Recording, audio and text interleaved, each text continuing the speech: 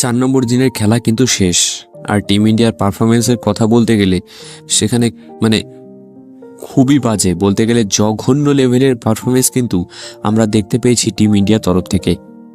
প্রথম ইনিংসে ইংল্যান্ড করেছিল 669 রান 157 ওভারে, আর ইন্ডিয়া এখনও পর্যন্ত সেকেন্ড ইনিংসে ব্যাট করতে নেমে 174 রানে 2 উইকেট পড়েছে মাত্র, এবং এখনও 137 রানের ট্রায়াল কিন্তু বাকি রয়েছে টিম ইন্ডিয়ার। অর্থাৎ এই 137 রান আগে করতে হবে, তারপরেই কিন্তু ইংল্যান্ডকে একটা রান টার্গেট দিতে হবে।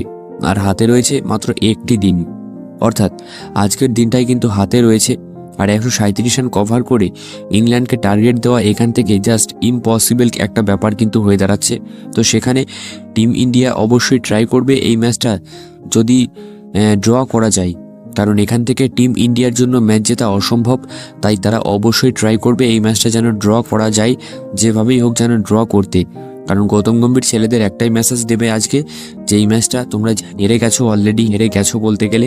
তাই একটাই এখন এই ম্যাচ থেকে বাঁচার উপায়, আজকে সারাদিনটা কভার করো, সারাদিনটা ম্যাচটাকে ডিপ নিয়ে যাও, যতটা সম্ভব ক্রিজে কাটাও, যতটা সম্ভব মোটামুটি ডট খেলে যাও, কিন্তু এই ম্যাচটাকে ড্র করো। এটাই কিন্তু টিম ইন্ডিয়ার মেসেজ হতে চলেছে গৌতম গম্ভীরের তরফ থেকে। তাই তোমাদের কি বলতে চাও এই ম্যাচটাকে নিয়ে? কারণ ব্যাটসম্যানদের পারফরমেন্স তো জঘন্য বলতে গেলে, আর বোলারদেরও কোনো কিছু নেই, ধার বার কিচ্ছু নেই বোলিংয়ে। এই ম্যাচটা নিয়ে তোমরা কি বলতে চাও অবশ্যই কমেন্টে কিন্তু জানিও।